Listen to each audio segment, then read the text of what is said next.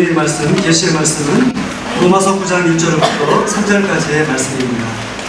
같이 한번 한 목소리로 말씀을 합독했으면 좋겠습니다. 같이 읽겠습니다. 시작. 내가 그리스도 안에서 참말을 하고 거짓말을 아니합니다.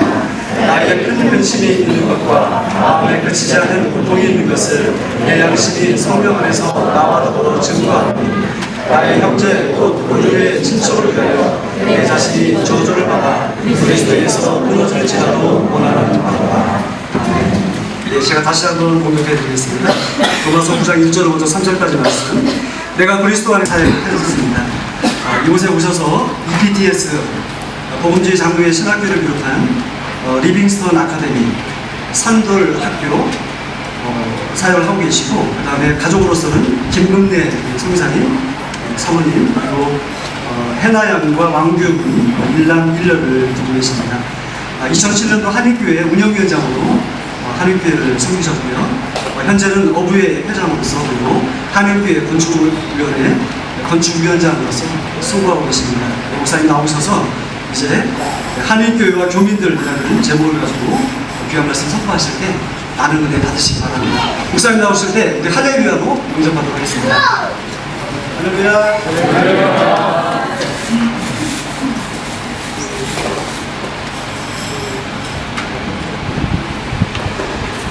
하나님의 말씀의 은혜를 사모하는 마음으로 잠깐 기도 마치겠습니다. 아침에도 예배에 참여하신 여러 성도님들께 평강의 복을 기원합니다. 이 아침에도 예배 드리는 중에 하나님의 은혜가 이 종의 가슴을 가득 메웁니다. 네팔이라고 하는 나라가 얼마나 영적으로 척박한 나라입니까?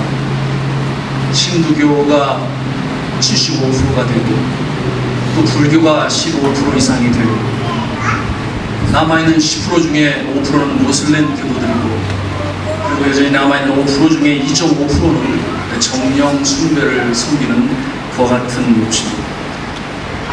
다양한 이방 신들로 가득 찬 이 땅에서도 오늘 이 날이 주님의 날이기 때문에 주님의 전에 모여서 이처럼 마음껏 목으로 찬양하며 기도하며 주의 말씀을 듣습니다. 또한 찬양 외에 귀한 찬송을 통해서 참 마음이 젖어지는 귀한 찬송도 듣습니다. 이처럼 이 타국 땅에서도 아름다운 예배를 드릴 수 있다고 하는 것이 얼마나 감사한지 모르겠어요. 그러나 사랑하시는 성도 여러분, 지금으로부터 불과 31년 전인 1982년 2월까지 이 땅에는 한인교회는 물론이거니와 한인들의 성경 공부 모임도 하나 없었습니다. 그래서 네팔에 그때 네팔에 한 분 선교사님 계셨는데, 서울 영락교에서 인도 네팔 선교사로 파송을 받으신 이성호 선교사님이었습니다. 이분은 이와 같은 모습을 보면서 카트만두에서 대사관 직원들과 현지 상사 직원들을 중심으로 주중에 모임을 갖고 예배를 드리기 시작했습니다. 이 예배는 이성호 선교사님의 개인 사역상 주일에 드릴 수 없고 주중에 모이게 되었고, 주일이 되면은 인터내셔널 교회에 가서 예배를 드릴 수 있도록 그렇게 권면하곤 했었습니다. 그러나 사정에 의해서 이 예배가 한참 동안 중단되었고 6년 뒤 1988년 10월에 이상용 목사님께서 인도하시는 성경 공부 모임으로 부활하게 되었습니다. 그렇게 2년이 흐른 뒤에 성도들의 요청에 따라 드디어 1990년 11월 4일 바로 이 카트만두 한인교회를 설립하기에 이르렀습니다. 이제 올 11월이 되면 교회 설립은 23주년을 맞이하게 됩니다. 예배를 위해서 특별한 한 장소를 정해서 월세로 구하면서 예배를 드리기 시작한 것은 1993년 이후였습니다. 너야 바네소르에서 1년간 머물렀다가 그 후에 버쿤돌이라고 하는 지역으로 옮겨서 5년간을 머물고, 그리고 사네파에서 13년간을 지낸 뒤에 유차를 현재 이곳 너프로 옮겨서 2년간 지내왔습니다. 그래서 19년 동안 이곳 저곳을 월세로 예배를 드려왔고, 그리고 지난 2년간은 바로 지금 이 자리에서 한인학교가 월세로 든 땅에 가건물을 지어서 이처럼 예배를 드려오고 있습니다. 여러 선교사님들이 담임 목사 역할을 하면서 수고해 왔습니다. 한인교회가 설립되면서 초대 목사님으로 이상용 목사님께서 3년 4개월을 섬기셨고, 이후에 1년씩 돌아가면서 백정윤 목사님, 김원구 목사님, 양승민 목사님, 허인성 목사님, 변성호 목사님, 김원식 목사님, 박성교 목사님, 임창기 목사님, 그리고 저와 이후에 김승근 목사님, 정영준 목사님, 김성광 목사님, 김창성 목사님, 그리고 작년에 박재면 목사님, 그리고 올해는 방창희 목사님께서 바로 이와 같은 모습으로 우리 운영위원들과 함께, 기관장님들과 함께 변함없는 모습으로 겸손히 순수히 최선을 다해 주의 몸된 교회를 섬겨오고 있습니다. 그 중간에 2001년 6월부터 2년 반 동안 서울 영등포 신풍교회 원로 목사님이셨던 김광원 목사님께서 오셔서 담임 목사님으로 섬기시기도 했었습니다. 카트만두 한인교회 그러면은 여러 가지 아름다운 수식어들이 따라 붙습니다. 네팔의 유일한 한인교회, 그래서 장로교, 감리교, 성결교 할 것 없이 순복음, 침례교 등 교파의 단을 넘어서서 하나의 모습으로 예배드리는 교회, 참 아름답습니다. 또 어떤 것이 있을까요? 한 목사님이 오랫동안 장기 집권하지 않고 몇 년씩 돌아가면서 아주 순수한 모습으로 사례들을 받는다고 하지만 얼마나 되나요? 사실 목회 활동비 정도의 적은 사례들을 받으면서, 그럼에도 불구하고 우리 동족들을 섬기겠다고 자신들의 사역이 있음에도 불구하고 섬기는 교회가 바로 이 한인교회입니다. 또한 요즘 교회 갱신을 위해서 참신한 교회로 주목받고 있는 이머징 처치 또는 미셔널 처치, 그 교회의 모습은 모이기에 주력하기보다는 이제는 흩어진 곳에서 각자의 영역에서 나에게 주신 기프트, 달란트를 가지고 나름대로 사역을 감당하고 있는, 그래서 하나님의 나라가 모든 정치, 경제, 사회, 문화, 예술 영역이기까지 흩어져서 주님을 섬기는 예배, 흩어져서 주님을 섬기는 교회가 바로 우리 카트만두 한인교회인 것입니다. 참 감사한 조건들이 많습니다. 그러나 카트만두 한인교회는 여전히 아주 독특한 구조를 가지고 있어서 특수한 교회로서 기존 교회가 감당해야 할 여러 부분들이 결여된 교회이기도 합니다. 그 중에서 가장 큰 부분은 아무래도 새 신자들을 향한 전도 프로그램과 이들을 양육하기 위한 구조와 프로그램이 여전히 활발히 개발되지 못하고 있는 교회이기도 합니다. 우리는 너나 할 것 없이 다 같이 고향을 떠나온 사람들로서 타국에 살아가는 동안 사람의 정이 그립습니다. 한 주일에 한 번이라도 뵙고 싶은 얼굴을 보는 것도 큰 위로가 되고, 또 함께 예배하고 교제하며 그러는 사이에 외로움을 달래기도 하고 힘을 얻기도 해요. 참 감사하죠. 이런 기회가 있다고 하는 것이, 이런 교회가 우리 한인교회를 통해서 이루어진다고 하는 것이 너무나 감사한 일입니다. 그러나 우리는 여전히 우리들만이라고 하는 그 울타리를 넘어서지 못하고 있어요. 주변을 둘러보십시오. 이 땅에 와서 예수를 구주로 영접하고 새신자로 한인교회 등록하시는 분들이 얼마나 되고 있습니다. 방문객들은 거의 매번 광고 시간을 통해서 소개하고 환영합니다. 참 감사한 일이에요. 네팔이 이렇게 선교지로 주목을 받고, 그래서 방학철이 되면 얼마나 많은 사람들이 단기 선교로 이곳에 와서 봉사하고 수고하고 갑니다.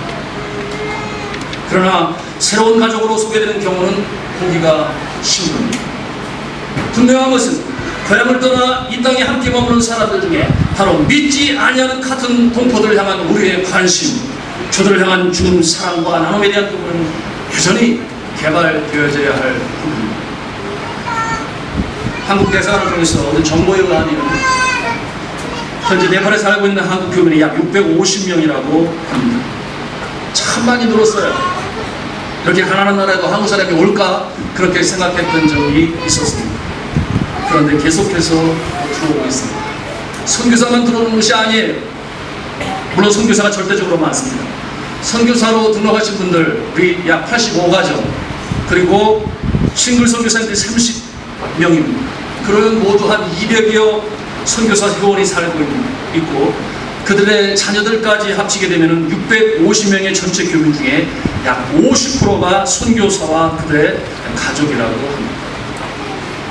그렇다면 선교사 가족을 제외한 나머지 50%, 즉 325명의 교민 중에 기독교인들이 얼마나 될까요? 한인교회 등록하고 나오시는 분들을 살펴보면 봉사단원들과 대사관 직원들, 사업차 나오신 분들 모두 포함해서, 그리고 저들의 자녀들을 포함해서 50명 정도가 됩니다. 그러면 여전히 이 땅에 와 있는 교민들 중에 약 270명, 약 42%의 한인 교민들이 어떠한 사람들입니까? 기독교인들이 아니거나 아니면은 기독교인이라 하더라도 한인교회에 나오지 않는 것입니다. 이 숫자는 토요일 또는 토요일 현지인 예배 또는 주일날 인터내셔널 교회에 나가고 있는 한인 선교사들을 제외한 숫자입니다. 42%의 한인 교민들이 교회와 상관없이 지금도 이 땅에서 살아가고 있습니다. 질문은 이것입니다. 누가 이들에게 나갈 것인가? 누가 이들을 주님의 몸된 교회의 지체로 삼는 일에 앞장을 설 것인가? 선교사들은 이구동성으로 이렇게 말을 하곤 하죠. 나는 이 땅에 네팔 사람들에게 복음을 전하러 왔어. 그러니까 그거야 뭐 말끝을 흐립니다. 그거야 뭐란 말입니까? 그거야 평신도들이 할 일이지 우리가 거기까지 언제 신경 쓸 일이야. 그러나 좀 더 솔직히 말하자면 이 일은 우리 카트만두 한인교회의 일인 줄로 믿습니다. 한인교회는 분명히 그 일을 해야 할 명분 있고 더불어 책임도 가지고 있습니다. 그러므로 한인교회 성도들은 그들의 선교사 간에 평신도 간에 한인교회 성도들에는 이 땅에 한인 교민들에게 복음을 전하고 교회 지체로 삼기 위한 홀리 burden, 거룩한 부담을 가져야만 하는 것입니다. 우리는 한인교회 이름으로 체육대회를 할 수도 있습니다. 우리는 여성교회 이름으로 바자회를 할 수도 있고 가족 수련회를 할 수도 있고 야외 예배를 드릴 수도 있습니다. 부활절과 성탄 축하 예배 및 신년 축하 예배를 드릴 수도 있습니다. 그러나 그와 같은 모든 행사들이 우리들끼리의 프로그램이라고 한다면 등록된 성도들만의 교제를 위한 것이고 격려를 위한 것이고 만족을 위한 것이라면 뭔가 중요한 것이 빠져있는 것입니다. 주님께서 우려하십니다. 우리는 교회 행사를 치를 적마다 이런 질문에 익숙해져 있죠. 교인들은 많이 모였나? 참여했나? 성도들은 다 같이 기뻐하고 즐거워했나? 지금은 고인이 되셨으나 위대한 선교사이자 선교신학자의 삶을 살다 가신 허버트 크인이라고 하는 선교사는 이렇게 말씀한 적이 있습니다. 교회의 임무는 성도를 기쁘게 하는 데 있지 않고 성도를 거룩하게 만드는 데 있다. 오늘 성경 본문에 등장하는 사도 바울, 그는 모든 오고 오는 선교사들에게 부러움의 대상이요 귀감의 대상이 되고 있습니다. 그분은 위대한 선교사요, 목회자요, 신학자요, 그리고 더더욱 그를 감동에 젖게 하는 것은 순교자로서 주님의 품에 안겼다고 하는 사실입니다. 교회를 핍박했던 교회 수의 모습으로부터 주님의 은혜로 되어진 드라마틱한 그의 개정이 부럽습니다. 왜냐하면 아주 확실한 주님의 콜링을 그는 경험했기 때문에 그러합니다. 그의 탁월한 언어 구사에 우리 모두의 마음 한켠에 면면이 비춰지고 있는 것입니다. 오늘 성경 본문의 사도 바울의 고백을 보십시오. 그는 이방인들에게 복음을 전하는 선교사의 모습으로 한 시대를 살다 갔지만 그의 마음에는 언제나 그 동족을 향한 애끓는 애타는 마음이 언제고 강물처럼 부비쳐 흐르고 있었습니다. 그는 이렇게 고백합니다. 내가 그리스도 안에서 참말을 하고 거짓말을 아니하며 내게 큰 근심이 있는 것과 마음에 그치지 않는 고통이 있는 것은 내 양심이 성령 안에서 나로 더불어 증거하노니 나의 형제 곧 거룩의 친척을 위하여 내 자신이 저주를 받아 그리스도에게서 끊어질지라도 원하는 바로라. 뭘 원한다는 것입니까? 내 동족 이스라엘 사람들이 구원을 받을 수 있다면 나는 죽어도 좋다. 내 동족 이스라엘 백성들이 구원을 받으면 나란 한 사람의 존재는 죽어도 좋다. 그는 영혼의 값을 먹이는데 동족과 이방인을 따르게 보지 아니했습니다. 그래서 로마서 10장 12절에 그는 이렇게 고백합니다. 유대인이나 헬라인이나 차별이 없습니다. 한 주께서 모든 사람의 주가 되사 저를 부르는 모든 사람에게 부요하시도다. 그는 자신의 동족에게 복음을 전하기 위해서 부단히도 노력했습니다. 수고했습니다. 그는 이방인의 땅에 가서 복음을 전하면서도 회당을 방문하는 일을 우선적으로 했습니다. 왜 그랬을까요? 회당에 나오는 대부분의 사람들은 바로 자신의 동족인 유대인이었기 때문에 그러했습니다. 그래서 개종 이후 첫 전도지 다메섹으로 들어갔을 때 그는 곧바로 회당을 향해서 들어갔습니다. 물론 그의 1차 전도여행을 살펴보게 되면 여러 지역에서 특별히 갈라디아와 같은 곳에서는 회당을 통해 사람들을 모으고 그들에게 복음을 전했는데 그들은 바로 그의 동족 유대인들이었습니다. 이방인을 위해 부름받은 선교사 바울, 그러나 그의 우선순위는 언제나 외국에 살아가고 있는 나그네처럼 살아가고 있는 저들, 이 디아스포라라고 불리는 그들, 바로 그들의 동족들이었습니다. 그래서 한 핏줄 한 몸마다 이루어진 민족, 그의 동족을 그는 어지간히도 끔찍이도 사랑했던 것을 볼 수 있습니다. 오늘 이 네팔 땅에서 우리 한인교회는 무엇입니까? 무엇이 이 한인교회의 오리지널 아이덴티티가 되는 것입니까? 왜 한인이라는 이름이 붙여야만 할까요? 그래서 카트만두 한인교회, 한인교회의 교인으로 자처하고 등록하고 오늘도 이처럼 마음껏 찬양하고 예배하는 우리의 마음에 여전히 남아있는 거룩한 부담은 무엇입니까? 우리는 사도들과 같은 애타는 마음, 해끄는 마음, 이 땅에 살아가고 있는 동포들을 주 앞으로 인도하고자 정말 애쓰고 있는 것입니다. 주님의 은혜 밖에서 유해하며 방황하는 저들을 향하여 정말 내 권력으로 생각하며 사랑하는 것입니다. 우리 한인교회에서 과거에 이와 같은 고민을 심각하게 나눈 적이 있었습니다. 바로 우리 한인교회의 성도들이 말이죠. 그래서 좀 더 구체적이고 현실적인 방안을 세우죠. 그래서 이 땅에 들어오는 동족들을 향해서 특별히 예수를 믿지 않는 그들을 대상으로 해서 우선적으로 해야 될 일을 한번 찾아봐요. 근데 그것이 한인교회 예배당을 건축하는 것이었어요. 단순히 예배만을 드리는 공간이 아니라 불신자들이 쉽게 접할 수 있는 만남과 교제의 장을 만들고 우리와 저들 모두의 자녀들에게 이 한국민으로서의 정체성을 개발하기 위해서 교육 공간을 만들고자 애썼습니다. 그것을 꿈꾸었습니다. 그것이 비전이 되었습니다. 그것은 이스라엘 역사 속에서 바로 그 흩어진 그 디아스포라 백성들을 위해서 세운, 그리고 백성들이 스스로가 세운 이 땅의 역할과 구조와 같은 맥락에서 있습니다. 과거 2500여 년 전에 이스라엘 왕국, 특별히 유다 왕국은 바벨론에 의해서 이제 멸망하고 포로가 되었습니다. 그래서 저 머나먼 타국 땅에 포로로 잡혀가고 유리하는 자들이 되었습니다. 그 땅에서 머물러야만 했어요. 그들은 본국에 돌아갈 수도 없었고 그처럼 꿈에 그리는 성전 예배를 드릴 수도 없었습니다. 성경은 저들의 상황을 이렇게 기록하고 있습니다. 시편 137편 1편에 보면 우리가 바벨론의 여러 강변 거기에 앉아서 시온을 기억하며 울었도다. 우리가 바벨론의 여러 강변 거기에 앉아서 시온을 기억하며 울었도다. 슬픔과 좌절, 고통의 시간들을 그들은 거기에서 보내야 했습니다. 시간이 지나가면서 저들은 깨닫게 되었어요.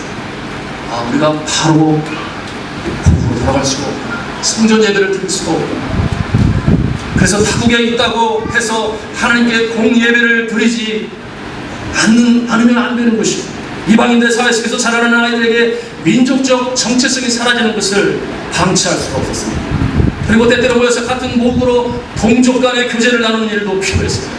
그래서 이 주이시 커뮤니티 안에 센터가 필요했던 것이었습니다.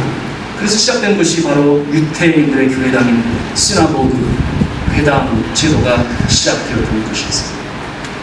비록 타국에 거하지만 공예배가 드려지고 자녀들의 민족적 정체성을 유지할 수 있는 교육이 진행되고 동포 간의 교제가 가능하고, 그래서 마침내 한 믿음으로 성장해가는 그곳, 그러한 역할을 감당하는 것이 이 타국에 필요한데, 그것이 우리 한인교회의 역할인 것으로 알아 그것을 비전으로 삼았던 때가 있었습니다. 물론 지금도 그와 같은 마음을 갖고 있습니다. 그래서 때때로 불신자들을 초청해서 함께 교제하고 밥이라도 함께 대접할 수 있는 공간을 마련하고자 했습니다. 저들의 자녀들까지도 교육의 혜택을 주고자 그 교육 공간을 만들고자 했습니다. 그리고 그것이 접촉점이 되면서 저들도 하나님의 은혜밖에 있는 것이 아니라 함께 예배하는 자로 세우는 것, 그것이 우리 카트만두 한인교회의 비전이 되었습니다. 그래서 헌금을 시작했습니다. 2007년도 중순까지 건축을 위해 들여진 헌금이 약 5천만 원이 되었습니다. 그래서 다시금 힘을 내어 그해 6월부터 본격적으로 건축 헌금을 시작했습니다. 그래서 새로 들여진 건축 헌금이 8천만 원이 넘어섰습니다. 그해만 한인교회는 1억 4천만 원의 건축 헌금을 확보하기에 이르렀습니다. 외부로부터 어떠한 특정한 교회나 기관의 후원도 전혀 없었어요. 그저 우리들이 한 것이었습니다. 어떠한 가능성은 있었지요. 한국의 어떤 특정한 교회, 메가처치, 아주 큰 교회에서 카트만두의 브랜치 교회를 세웁니다. 그래서 그곳에서 목사를 파송합니다. 그러나 우리 한인교회는 그 당시만 해도 그렇게 불렀어요. 카트만두 한인 연합교회. 연합교회의 의미를 세우고자 하는 한이 그러했습니다. 교파를 초월해서 우리는 한 발이다. 주님의 한 발이다. 그래서 그와 같은 것을 기대하지도 않았고 모두도 동의하지도 않았습니다. 가족들은 이 헌금에 동참하기 위해서 많이 힘썼습니다. 가정 예배를 드리고 얼마를 드릴 것인지 기도하는 가운데 작정을 했습니다. 어떠한 가족들은 이 일을 위해서 가족 돼지 저금 통장을 만들기도 했습니다. 교회 건축에서는 한 가정당 1,000불을 드리는 것을 기준으로 삼았었습니다. 가족들은 이 헌금에 동참하기 위해서 많이 애썼습니다. 가정 예배를 드리고 얼마를 드릴 것인지 기도하는 가운데 작정을 했습니다. 정작 헌금이 시작되고 놀라운 일들이 벌어졌습니다. 1,000불을 한 가정당 기준으로 삼았지만 1,000불이 아니라 2,000불, 3,000불, 4,000불, 5,000불, 아니 어떠한 성도님은 2천만 원을 헌금하기에 이르렀습니다. 그야말로 옥합을 깨는 것이었습니다. 옥합을 깨는 역사가 예수님 시대에만 있었던 것은 결코 아니에요. 저들의 대부분은 선교사들이었습니다. 그래서 이는 결코 만만한 일이 아니었습니다. 그러기에 기도는 더욱더 뜨거웠고 힘껏 드렸으며 더 이상 드릴 것이 없을 때는 주님의 제단에 눈물을 바쳤습니다. 저는 당시에 담임 목사였었기 때문에 성도들이 든 약정 헌금 명세서가 아니라 작정서를 볼 수가 있었습니다. 그러던 어느 날 한 가정에 헌금 약정서를 보냈습니다. 감동받지 않을 수가 없었어요. 이 가정은 이만큼 하기가 어려운데, 정말 어려운데 어떻게 이렇게 큰 액수의 헌금을 주님 앞에 드린다. 그러다 보니까 기도하지 않을 수 없었어요. 그래서 그 가정을 생각하면서 간절히 주님 앞에 묻었습니다. 주님, 시험에 들지 않게 하여 주옵소서. 왜 그런지 아십니까? 달성하지 못하면 시험이 되잖아요. 여하튼 주님께서 채워주셔야 되겠어요. 그 너무나 감사하면서 시간이 지나면서 그 많은 헌금을 다 채우시더라고요. 그런데 시간이 가면서 제가 보는 것은 하나님께서 그 드림을 얼마나 기쁘게 보시고 축복을 하시던지, 그의 사역뿐만 아니라 그 자녀들이 잘 되는 모습을 보기에 이르렀습니다. 사랑하는 성도 여러분, 하나님의 큰 일을 이룬다 하면 언제고 땀과 눈물과 피를 흘려 새로운 시대에 물꼬를 트는 일에 사람이 흘릴 수 있는 이 고귀한 이 세 가지 액체가 흘려지지 않는 것은 어떠한 숭고한 일도 일어난 적이 없어요. 그런 법이 없어요. 땀은 숭고한 노동의 상징이요, 눈물은 진실의 상징이라고 한다면, 피는 몸과 마음과 생명까지도 바치는 헌신을 상징합니다. 우리 모두는 이 귀한 믿음의 결단들이 필요했고, 그리고 기꺼이 감당해내고자 모두가 한마음이 되고 수고했습니다. 그로부터 6년이라는 세월이 흘렀습니다. 지금에 와서는 그때 보여주었던 우리 모두의 것이 결코 헛된 것이었다고 생각하지는 않습니다. 한인교회 건축에 대해 다른 견해를 가지고 계신 분들이 계세요. 특별히 최근에 오신 분들 중에 이런 생각들이 있습니다. 우리가 이 땅에 나그네로 손님으로 왔는데 굳이 한인교회 이름으로 재산을 형성할 필요가 있겠는가? 그저 현지인 교회에서 또는 땅을 빌려서 사용하다가 때가 되면 주면 되지. 그것이 우리의 모습이 아니에요. 아주 선교사적인 마인드에서 나온 결론처럼 보여집니다. 그러나 저는 이렇게 반문하고 싶습니다. 그러면 미국이나 영국이나 또는 프랑스에서 세워진 수많은 한인 교회들은 왜 필요했던지, 왜 그들은 굳이 이방인으로서 그 땅에 살면서 땅을 사고 건축을 해야만 했던 것입니까? 선교적인 마인드가 없어서 그렇게 했을까요? 우리는 미국 땅을 밟는 많은 한인 교포들이 비록 기독교 신자의 모습으로 아닌 모습으로 그 땅에 도착했을지라도 바로 그 한인교회를 통해서 한인들 사이의 커넥션이 관계가 형성되고 교제가 시작되고 마침내 기독교인이 되었다는 사실을 너무나 익히 잘 알고 있습니다. 오늘 우리 카트만두 한인교회가 변화를 추구하고 교회를 건축하고자 하는 것은 그저 단순히 보다 더 좋은 환경에서 예배를 드리고자 하는 그 이유 때문만은 결코 아닙니다. 거기에는 하나님께서 이 한인교회라고 하는 공동체에 주신 한민족, 동족, 교민들을 향하신 우리가 감당해야 될 선교적인 사명이 있기 때문에 그러한 것입니다. 카트만두 한인교회는 한인들이 모여서 영적으로 새롭게 충전을 받는 것입니다. 우리 자녀들이 신앙교육을 받는 것입니다. 궁극적으로는 이 땅에 디아스포라 시설도 필요합니다. 또 어떤 분들은 이렇게 생각을 합니다. 그냥 여기에서 이처럼 예배드리면 되지. 굳이 물질을 들여서 교회를 건축할 이유가 뭐라는 말. 됐다 뭐. 이 정도면 됐다 뭐. 이렇게 생각하시는 분들이 계세요.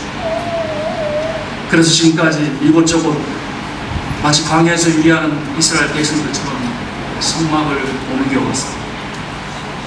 금속 초라해도 괜찮습니다. 지금도 괜찮아 보입니다. 그래 주인이 나가라고 그러면 또 이사 가면 되지. 마돌 데레사는 그 크나큰 일을 감당하면서 인도에서 자신의 고난 몸 누일 한평 공간이면 좋겠습니다. 왜 그랬을까요? 그분의 영성이 너무나 훌륭했기 때문에. 그래서 내가 사역하는 것이, 내가 예배하는 것이 그렇게 큰 의미로 다가오지 않았어요. 제가 보면 우리 한인교회 성도들 중에 대부분이 선교사들이시니까 아이고 이 정도면 됐지. 선교사의 마음으로 그 영성을 가지고 좀 이 정도면 어때? 그러지 못한 것도 많은데 그런 마음을 갖습니다. 주님 앞에 예배하기 위해서 회막도 좋고 성막도 좋습니다. 그러나 이스라엘 백성들이 광야의 시대를 거쳐 약속의 땅에 들어가고 자신들의 집을 짓고 왕궁을 건설할 적에 저들은 회막이나 성막이 아닌 성전을 건축하기를 원했습니다. 최소한 자신의 집보다는 나아야 했고 자신의 왕궁보다는 더 나은 건물을 짓고 그곳에서 하나님을 예배하는 것이 당연하다고 그렇게 여겼습니다. 그 성전 건축은 그 이스라엘 백성 중에도 누구라도 하나님을 사랑하고 하나님의 사랑을 체험했던 다윗 왕 그의 평생 위어머니 되었던 것을 잘 압니다. 저는 외람된 말씀인지 모르겠습니다만 이 예배당에 들어설 적마다 마음이 아픕니다. 나는 좋은 곳에 살고 있는데 한 달에 35,000루피나 되는 월세를 지불하면서 살아가고 있습니다. 주님께 예배하고 주님의 임재하심을 느끼고 주님께 기도하고 예배하는 이전은 여전히 양철 지붕의 모습입니다. 하다못해 우리 신학교 예배당보다도 초라하고 웬만한 현지교회 예배당보다도 못하구나. 큰 비라도 올라치면 이 양철 지붕 두드리는 빗소리가 얼마나 센지 선포되어지는 하나님의 말씀이 빗소리에 잠들어 들어가는 초라한 예배당. 추운 겨울이면 어떻게 해야 돼요? 껴입고 반절에 완전 무장하고 와야 하는 예배당. 정말 마음이 아파 하나님 앞에 죄송스럽게 짜고 있습니다. 네 한 몸뚱이 쉴 곳을 찾기 위해서 내 자녀들이 평안한 곳을 찾기 위해서 또 찾고 또 보고 수많은 집들을 보고 또 보고 또 보고 그래서 또 보고 그래서 얻은 집 그래서 만족해하고 편히 잠을 자고 때로는 동료들을 초청해 식사 대접도 하고 은근히 자랑도 하고 싶어요. 정작 함께 모여 주님의 임재하심을 노래하면서 예배하는 주님의 자 여전히 초라한 모습 무엇이 잘못된 것입니다. 또 어느 분들은 이렇게 말씀합니다. 어차피 우리가 떠날 건데 굳이 비싼 돈 들여서 땅 사고 건물 짓고 할 필요가 무엇입니까? 다 떠날 것 아니겠느냐? 분명 선교사 입장에서 선교적인 안목을 가지고 네팔 교회가 얼마나 가파르게 지금 상승 곡선을 그려가고 있습니다. 그래서 네팔 교회가 성장하게 되면 머지않아 네팔 교회는 자전자치차려 리비우스가 말씀한 자전자치차린 교회가 돼요. 그러면 선교사들이 무슨 필요가 있겠는가? 하나씩 둘씩 떠나고 그러면 여기 뭐 한인교회 그렇게 중요하겠는가? 얼마나 많은 사람들이 남겠는가? 필요성이 없어질 것이다. 저의 생각은 이것입니다. 어느 나라 수의 한인 인구가 주는 것인가요? 선교사는 줄 수 있습니다. 바람직한 모습이기도 하죠. 현지 교회가 커질수록 당연히 선교사는 점점 더 필요가 없어질 수 있습니다. 그러나 도시가 발달하고 경제가 나아지면 나아질수록 부자가들이 많아져요. 네팔이라고 한인들의 인구가 줄어져 왔습니까? 교민 인구는 지금도 점점 더 늘어만 가고 있습니다. 이렇게 또 생각을 하죠. 그때 가서 한 얘기고 지금은 아니잖아요. 우리 세대의 일이 아니지 않는가. 그때 사업하는 사람들이 많아질 테니 그들이 헌금을 해서 치라고 하지. 왜 하필 현지인 선교에 바꾸고 물질적인 여유가 없는 선교사들을 통해서 일을 하려고 그래. 이렇게 말씀하시게 됩니다.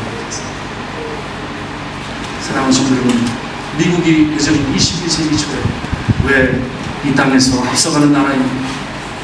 저들은 철저하게 미래를 계획하고 실천해야 합니다. 저들의 후손들을 위해 배려하고 준비하는 모습이 곳곳에 배어져 있습니다. 아시는 대로 그 땅에 묻혀있는 기와 자원이 엄청납니다. 최근에 이 나라에 대해서 특별히 에너지 자원에서 아티클을 이렇게 설명하고 있습니다. 우리가 알아야 할 확실한 사실은 세계 어느 나라도 미국만큼 많은 에너지 자원들을 가지고 있지 않다는 것이다. 진실은 미국이 감당하기 힘들 만큼 많은 석유와 천연가스와 석탄을 가지고 있다는 것이다. 현재 사용하고 있는 소비량으로 따질 때 미국은 22세기까지도 충분히 그 필요를 충당할 수 있는 에너지 자원들이 있다. 미국이 이 자원들을 개발하기만 하면 외국으로부터 단 한 방울의 석유도 수입할 필요가 없게 된다. 총량으로 볼 때 미국은 1조 4,420억 배럴의 석유 매장량을 가지고 있는 것이다. 에너지 개발 기구에 의하면 미국은 120년간 쓸 수 있는 천연 가스도 가지고 있다. 또한 미국은 200년간 쓸 수 있는 석유를 가지고 있다. 에너지 개발 기구에 의하면 미국은 464년간 쓸 수 있는 석탄을 가지고 있다는 세계 제1위의 매장량이다. 그런데 여전히 총체적으로 개발하지 않고 부분적으로 개발하면서 전략적으로 내버려둔다. 그래서 그 땅의 에너지의 매장량은 이처럼 세계적이지만 여전히 가까운 이웃 나라 캐나다로부터 그리고 중동 국가로부터 수입을 해서 사용합니다. 왜 그럴까요? 이유는 하나입니다. 그들의 미래와 후손들을 위해서. 미국이라는 나라는 여전히 50년 이후, 100년 이후, 200년 이후에 앞날을 내다보면서 지금 실천해 가고 있습니다. 질문은 이것입니다. 이 땅에서 우리 한인교회의 미래를 위한 준비는 무엇입니까? 오고 오는 한인 교민들을 위해서, 그리고 저들의 자녀들을 위해서, 그 가운데 믿지 아니하는 동족들을 전도하기 위해서 미리미리 충고하고 있는 것은 무엇이냐 하는 것입니다. 오늘 우리의 건축으로 이루어질 한인교회 건축은 우리 자신들만의 것이 아님을 결코 아닌 것입니다. 오고 오는 세대 서로 이 땅에 주님의 길들이 쾌만하게 임하고, 그래서 우리 선교사들이 다 이 나라를 떠난 그 이후에라도 오고 오는 세대를 통해 우리는 준비하는 것 너무나 소중합니다. 저는 가끔 이와 같은 상상을 해봅니다. 이 영적으로 촉박한 땅을 주님의 땅끝으로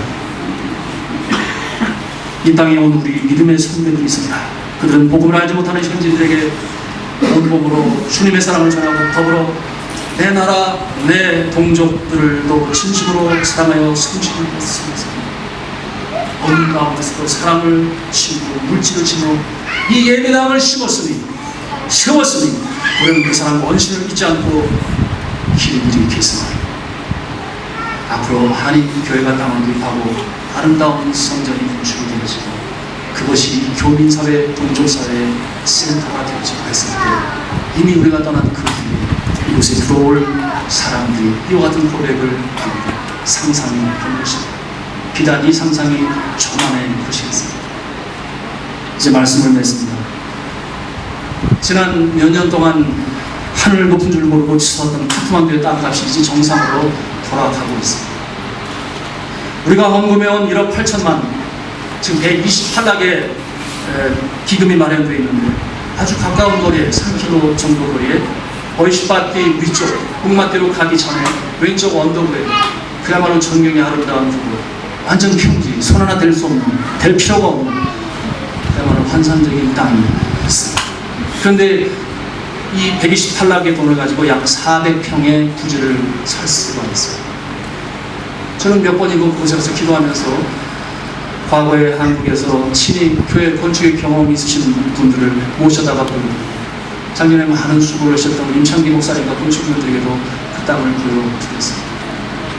너무나 아름다운 곳이에요. 그런데 이 400평의 땅을 가지고 우리가 생각하고 있는 그 커뮤니티, 센터로서의 역할을 감당하기는 너무나 그 사이즈가 적습니다. 그래서 건축 경험이 많으신 분들은 저기 이렇게 말을 하십니다. 최소한 한 500평은 돼야지. 그런데 이번에 우리가 다시 한번 보시면 우리는 500평을 넘게 살 수 있습니다. 더도 말고 한 가정당 1000불이면, 아니 100만 원씩만 주님 앞에 드리면 5천만 원을 넉넉히 만들 수 있습니다. 그러면 170량이 되고 이는 56아나 3.5 로빠니, 그러니까 530평의 땅을 살 수 있습니다. 그런데 오는 11월이 되면 이 나라의 총선이 시작된답니다. 그래서 총선 전에는 돈이 지금 묶여있는 상황이죠. 선거 자금도 필요하죠. 그러나 총선이 맞춰지고 나면 어떻게 될지 아무도 모릅니다. 다시금 부동산은 노동칠 것이다. 그렇게들 여러 이 부동산 업계에 종사하시는 분들이 말을 하고 합니다. 그래서 저도 지금 저희 레빙슨 학교와 신학교를 위해서 땅을 살 적기는 지금이다 해서 지금까지 모금을 해왔고, 올해 이루는 것이 좋겠다 해서 이제 8월 말이면은 이 땅을 계약금을 지불하려고 기도하며 준비하는 가운데 있어요. 그리고 이 나라의 법은 처음에 계약금을 한 20냥, 30냥을 치르고 나면은 나머지 잔금은 6개월 안에 지불하면 돼요. 이제 우리는 아주 중요한 결단을 해야 되는 그와 같은 시기에 있습니다. 사랑하는 성도 여러분, 아직도 이 건축헌금에 동참하지 않은 분들이 계신 줄 압니다. 저도 2007년도에 약정한 헌금 중에 약 20% 정도를 다 드리지를 못하고 있습니다. 그래서 이번 기회를 통해서 해야 되겠다 그렇게 생각하고 있습니다. 카트만두 한인교회, 네팔의 유일한 한인교회, 교파를 초월해 함께 모이는 모범적인 교회, 정말 아름다운 교회입니다. 그러나 한편으로는 이런 평가는 우리의 마음을 아프게 합니다. 23년이라는 세월이 지나면서도 아직도 교회 부지를 마련하지 못한 채 이리로 저리로 전전분무하며 여전히 이사를 다니는 교회. 그런데 개인 사역들을 통해서는 교회 건물을 몇 개라도 지은 성도들이 있는 교회. 참 보기 드문 교회. 그리고 우리 모든 일에 책임을 지고 있습니다. 그러나 이는 결코 불가능하지 않습니다. 이제 그 끝을 우리는 소망 중에 바라보면서 이제 중요한 결단을 하는 시기에 와 있습니다. 우리가 마음을 단단히 먹고 기도를 시작하면 놀라운 일들이 벌어집니다. 그리고 우리의 마음에 감동이 올 때 주님 앞에 약정을 해서 드리고 나면 하나님께서 부어주세요. 그리고 축복을 경험하면서 우리의 사역과 우리의 자녀들과 우리의 사업을 하나님의 놀라운 축복 역사를 체험하는 것이 지금까지 역사해온 이 기독교 역사의 모습인 것을 우리는 간과해서는 절대로 아니 됩니다. 바라옵기는 평생에 우리가 정말 한인교회를 위해서 드릴 기회가 얼마나 있겠습니까? 다시 한번 힘을 합쳐서 주님 앞에 드리면 놀라운 역사가 일어날 줄로 믿습니다. 그리고 이 일에 저와 여러분들이 한 몸 한 마음을 함께 나갈 수 있는 우리 아름다운 카트만두 한인교회 교회도 주님의 이름으로 축원합니다. 기도하시겠습니다.